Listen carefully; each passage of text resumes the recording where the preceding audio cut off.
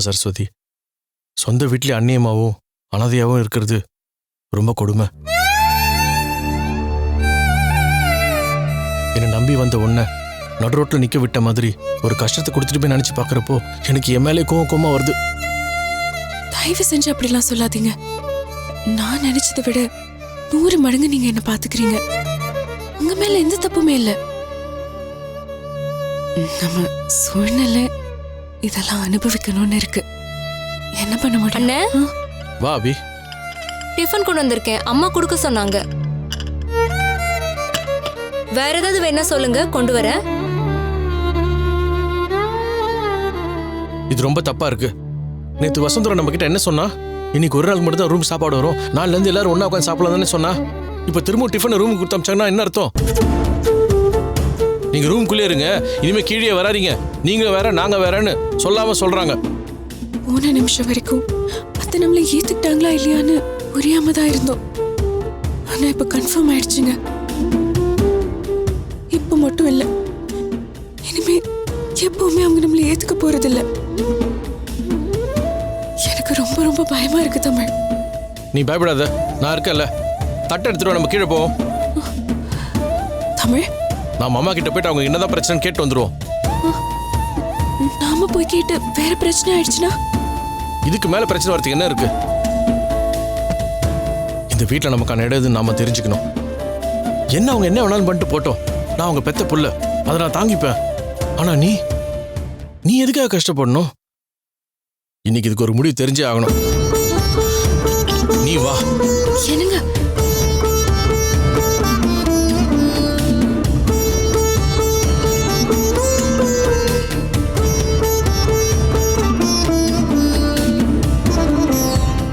அபி, இந்த அது புடின்னு சொல்றல, எடுத்துட்டு போய் உள்ள வை. மன உங்ககிட்ட கொஞ்சம் பேசணும். எதுக்கு எந்திரிக்கிற? உட்காந்து சாப்பிடு. உட்காரு. மன உங்ககிட்ட பேச வந்த. சாப்பிடும்போது பேசக்கூடாது.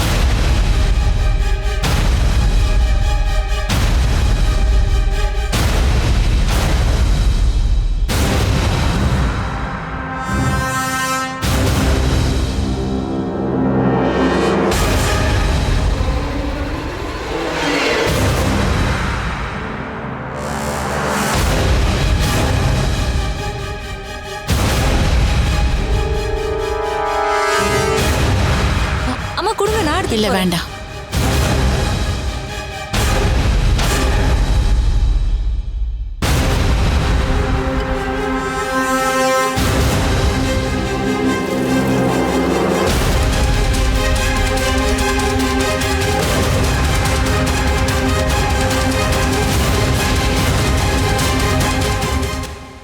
சொல்லு.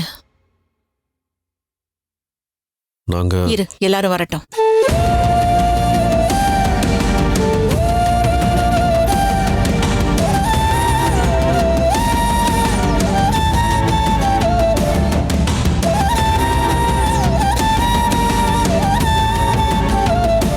நானே உங்ககிட்ட பேசணும்னு நினைச்சிட்டு இருந்தேன். சொல்லு. வசுந்தரா ஃபோன் பண்ணி அம்மா உங்களை வீட்டுக்கு கூப்பிட்றாங்கன்னு சொன்னப்போ நாங்கள் ரொம்ப சந்தோஷப்பட்டோம். எங்களை மன்னிச்சு ஏற்றுக்கிட்டீங்கன்னு நாங்கள் ஆசாசியாக வீட்டுக்கு ஓடி வந்தோம். ஆனால் வீட்டுக்கு வந்ததுக்கு அப்புறமா நீங்கள் எங்களை மனசார ஆசீர்வாதம் கூட பண்ணலை. பார்த்தா முகத்தை திருப்பிக்கிறீங்க, ஜூஸ் குடிக்கிறப்போ அவாய்ட் பண்ணுறீங்க, பூஜை ரூம்லேயும் ஒதுக்குறீங்க. நாங்கள் இங்கே வந்து முழுசா ஒரு நாள் ஆகுதுமா, இன்னும் எங்கள் மேலே இருக்க கோபம் குறையில. சாப்பாடை ரூமுக்கு கொடுத்து விடுறீங்க, இங்கே வந்து பார்த்தா எல்லாரும் ஒன்றா உட்காந்து சாப்பிட்டுட்டு இருக்கீங்க. எங்களை மட்டும் ஏமா ஒதுக்குறீங்க? இந்த வீட்டில் நாங்கள் யாராவமா இருக்கோம்? நீங்கள் மன்னிச்சவங்க மகனாவும் மருமகளாவுமா? இல்லை, நாங்கள் பண்ண தப்புக்கு எங்களுக்கு தண்டனை கொடுத்து தண்டனை கைதியாக வச்சிருக்கீங்களா? சொல்லுங்கம்மா, இந்த வீட்டில் நாங்கள் யாராமா இருக்கோம்? சரியான டைம் கிடைச்சா நானே பேசணும்னு தான் நினைச்சிட்டு இருந்தேன். நல்ல வேளை நீங்களே வந்து கேட்டுட்டீங்க. நேத்தே இதை நான் சொல்லியிருப்பேன். இருந்தாலும் நடக்க வேண்டிய சம்பிரதாயம்லாம் நடந்து முடியட்டும்னு பொறுமையா இருந்தேன். மன்னிச்சுதான் உங்களை நான் உள்ள சேர்த்துக்கிட்டேன்னு நீங்க நம்பிட்டு இருக்கீங்கன்னா அப்போ நீங்க பண்ணது தப்பே இல்லைன்னு உங்களுக்கு தோணிருக்குல்ல?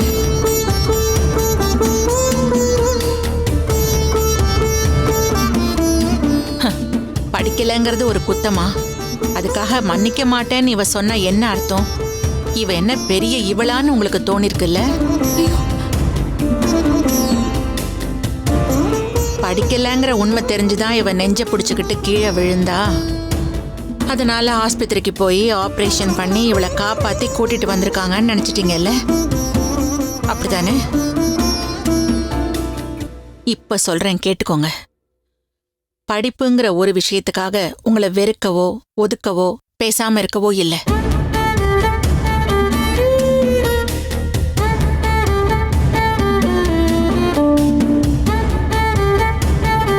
படிப்புங்கிறது உங்களுக்கு சின்ன விஷயமா இருக்கும், எனக்கு பெரிய விஷயமா இருக்கும். அது இல்ல பிரச்சனை. படிக்கலங்கிறது உண்மை, அதை விட்டுறலாம். ஆனா என்னோட நம்பிக்கையை உடைச்சிருக்கீங்க. பொய் சொல்லி என்னை ஏமாத்திருக்கீங்க. அதுதான் என்னால தாங்கிக்க முடியல. ஒரு பெத்த தாய்க்கு தன் பையனோட கல்யாணங்கிறது எவ்வளவு முக்கியம். அதுல பொய் சொல்லி ஏமாத்துறதுங்கிறது சாதாரண விஷயமா? அதை விட்டுட்டு நான் ஏதோ படிக்காதத குறையா சொல்றேன்னு நீங்க நினைச்சா அதுக்கு நான் பொறுப்பில்லை.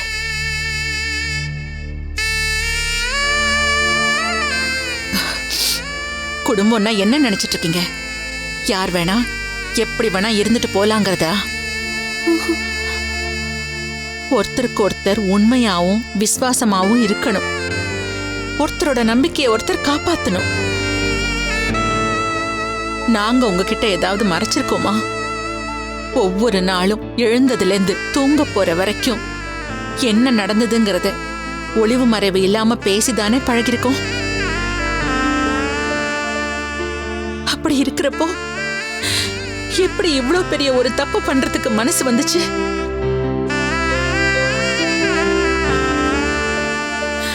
கல்யாணம்ங்கிறது ஒருத்தரோட வாழ்க்கையில நடக்கிற மிகப்பெரிய திருப்பம். அது மூலமா ஒரு குடும்பத்துக்கு வர மருமக அந்த வீட்டுக்கு வர புது பந்தம். அந்த புனிதமான உறவை ஒரு பொய் சொல்லி ஆரம்பிக்கிறது. இதுக்கப்புறம் நீங்க சொல்ற எல்லாத்தையும் சந்தேகமா தானே பார்க்க தோணும். ஒரு மனுஷியோட நம்பிக்கையை கொல்றதும் தலையில கல்ல தூக்கி போடுறதும் ஒண்ணுதான். நல்லது கெட்டதுன்னு 4 இடத்துக்கு போறப்போ கம்பீரமா தலை நிமிந்து போவேன். எதுக்கு? ஆஸ்தி அந்தஸ்து இருக்குன்னு இல்ல.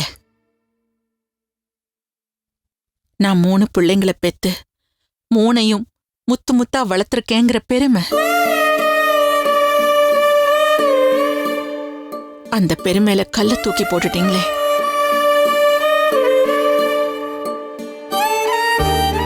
இனிமே யார் முகத்தையாவது என்னால நிமிந்து பார்க்க முடியுமா? இதுக்கெல்லாம் காரணம் யாருன்னு பார்த்தா ஒரு பொண்ணு. என் பையனுக்கு கல்யாணம் ஆகாதா ஆகாதான்னு நான் ஏங்கி தவிச்சிட்டு இருக்கும் போது உன்னை பார்த்தேன்.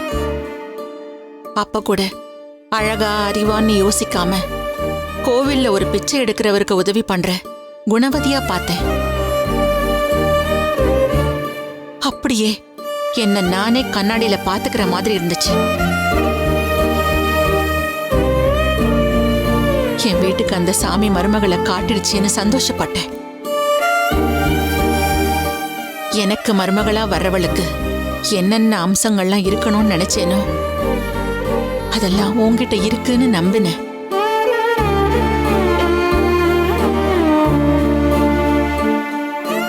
ஆனா என்னோட நம்பிக்கை மேலதான் நீங்க நெருப்பள்ளி கொட்டிட்டீங்களே.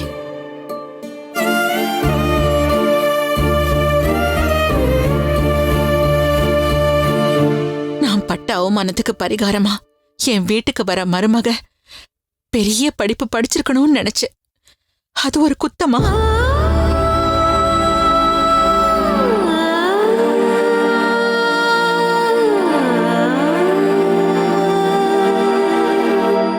அந்த ஆசையில குண்ட தூக்கி போட்டுட்டீங்களே.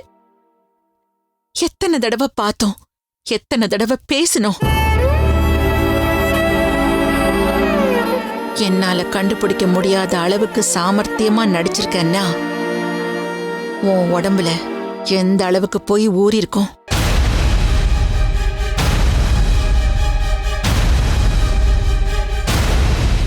படிச்சவளும் இல்ல, உண்மை சொல்ற குணமும் இல்ல. தான் நினைச்சதை சாதிக்கணுங்கிறதுக்காக எந்த அளவுக்கு வேணாலும் போவேங்கிற ஒருத்தி.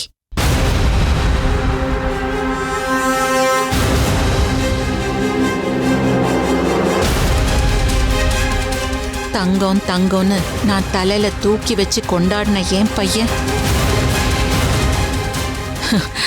நம்பிக்கை துரோகி.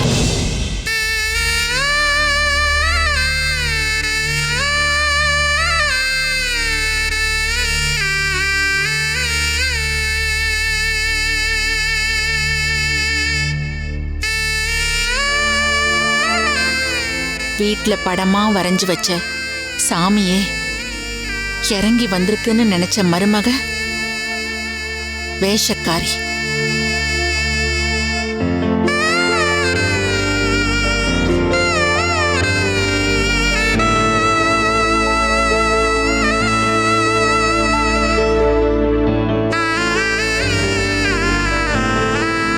கூட பிறந்த அண்ணனா நம்பின குடும்பம் மோசக்காரங்க.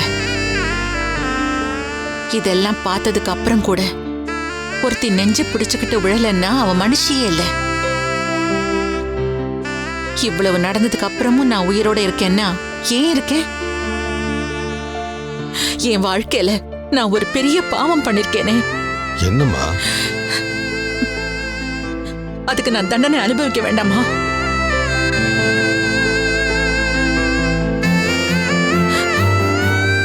நீங்க சொன்ன அத்தனையும் ஆமா ஆமான்னு நம்பி தலையாட்டி ஏமாந்திருக்கேன்ல.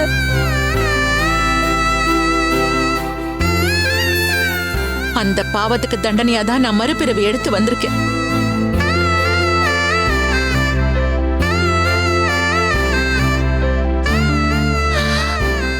சரி விடுங்க, அது என் தலையெழுத்து. அதை நான் அனுபவிச்சுதானே ஆகணும். ஆனா இப்ப கூட கொஞ்சம் கூட நெஞ்சில ஈரம் இல்லாம எங்களை ஏன் மன்னிக்கலன்னு ஏதோ நியாயவாதி மாதிரி வந்து மல்லுக்கு நிக்கிறீங்க. சொல்லுங்க, உங்களை நான் மன்னிக்கணுமா? நீங்க பண்ண துரோகம் தாங்காம தான் என் நெஞ்சு வெடிச்சது.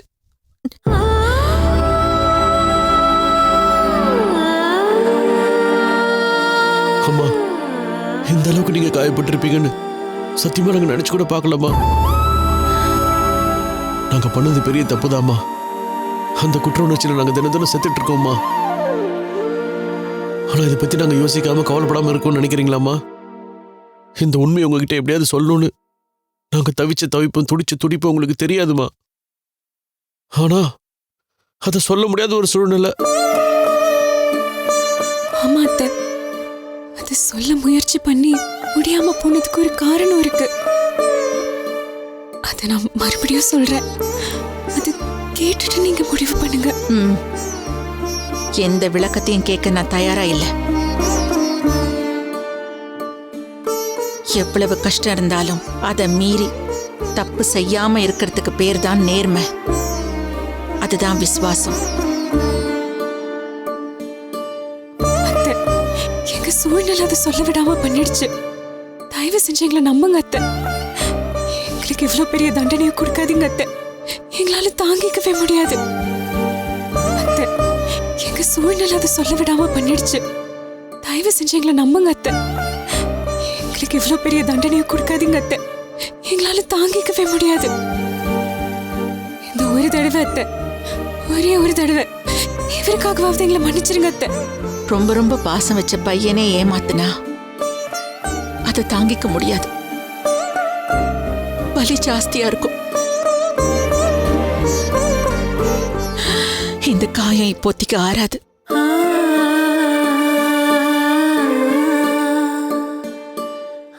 என்னதான் இருந்தாலும் நீ நான் பெத்த புள்ள. அவ கழுத்துல தாலி கட்டிருக்க. 1000 இருந்தாலும் என் மகனையும் மருமகளையும் வெளியில நிறுத்த முடியாது. ஒரு தாயா உங்களை உள்ள கூப்பிட்டு நடக்க வேண்டிய சடங்கு சம்பிரதாயத்தை எல்லாம் முடிச்சிட்டேன். இப்போ நீங்க பண்ண தப்புக்கான தண்டனைய சொல்லிடுறேன். 2 பேரும் எல்லாரோடையும் இருங்க. இந்த வீட்லயும் ஃபேக்டரியிலையும் உங்களுக்கு எல்லா உரிமையும் உண்டு. ஆனா நாங்க எல்லாம் உங்களோட பேசுவோம் பழகுவோங்கிறத எதிர்பார்க்காதீங்க.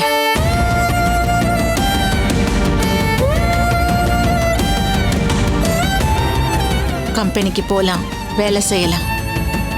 ஆனா பழைய மாதிரி கம்பெனில நீ எந்த முடிவும் எடுக்க முடியாது.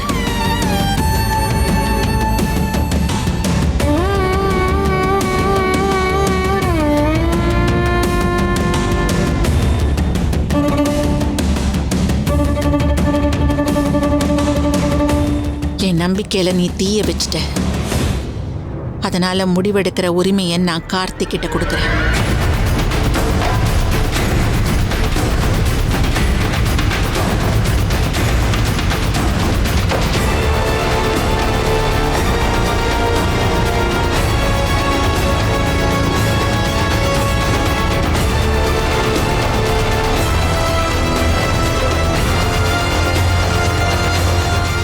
என் நம்பிக்கையை காப்பாத்திருக்கான், இனிமேலும் காப்பாத்துவான். அதனால நிர்வாகத்தை கார்த்தி பார்த்துப்பான்.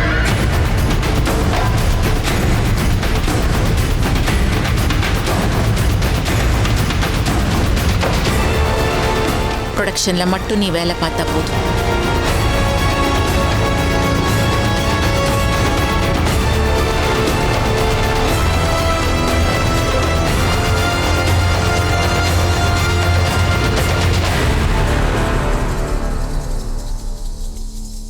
வேற ஏதாவது சந்தேகம் இருந்தா கேட்கலாம். அப்போ என்னைக்குமே உங்க மனசுல எங்களுக்கு இடம் கிடையாது அத்தை? அப்படி ஒரு நினைப்பு இனிமே உங்களுக்கு வேண்டாம். அம்மா, எங்களை அந்த அளவுக்கு வெறுத்துட்டீங்களாம்மா? அம்மா, நீங்க சொல்ல வேண்டியதெல்லாம் கரெக்டாக தான் சொல்லியிருக்கீங்க. அவங்கள உள்ள போங்க சொல்லுங்க. நேற்று அவங்களை நீங்கள் வீட்டுக்கு கூப்பிட்டு ஆசீர்வாதம் பண்ணதும் அப்புறம் அந்த ஃபர்ஸ்ட் நைட்கெல்லாம் அரேஞ்ச்மெண்ட் பண்ணப்ப எனக்கு கொஞ்சம் மனசு கஷ்டமாக தான் இருந்துச்சு. ஆனால் இப்போ நீங்கள் எடுத்துக்க முடிவு இருக்குல்ல, அது கரெக்டான முடியுமா? எனக்கு அவங்க இங்கே இருக்கிறது இல்லையோ இல்லை கம்பெனிக்கு வரது இல்லையோ என்ன பிரச்சனையும் இல்லை, இருந்துட்டு போட்டோம். ஆனால் தேவையில்லாமல் உங்களை டென்ஷன் படுத்தி பழைய மாதிரி ஆக்கிடக்கூடாதுன்னு சொல்லிட்டேன், அவ்வளோதான். கார்த்தி, என்னது இது?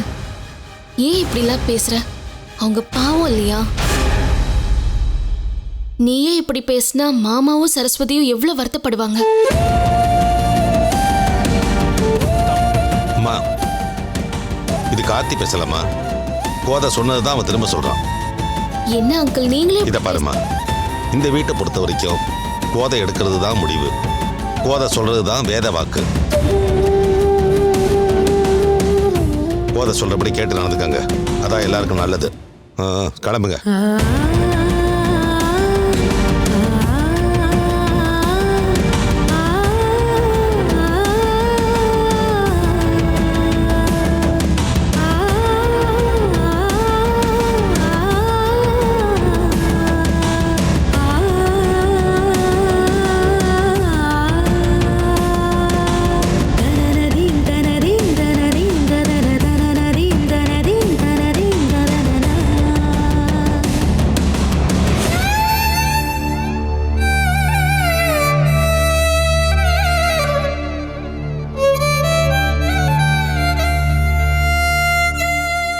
அம்மா மனசுக்குள்ள எவ்வளவு வெறுப்பு இருக்கும் நம்ம இத்தனை நாள் தெரிஞ்சுக்காம இருந்திருக்கோம். நம்ம வீட்டுக்கு வந்தப்போ வாசலே நிக்க வச்சு இதாண்டா இடம், போய் வேலையை பாருன்னு சொல்லியிருந்தா கூட பரவாயில்ல. ஆனா ஒரு நாள் முழுக்க மனசுக்குள்ளேயே வேதனையை போட்டு பூட்டி வச்சு ரொம்ப கஷ்டப்பட்டிருக்காங்க.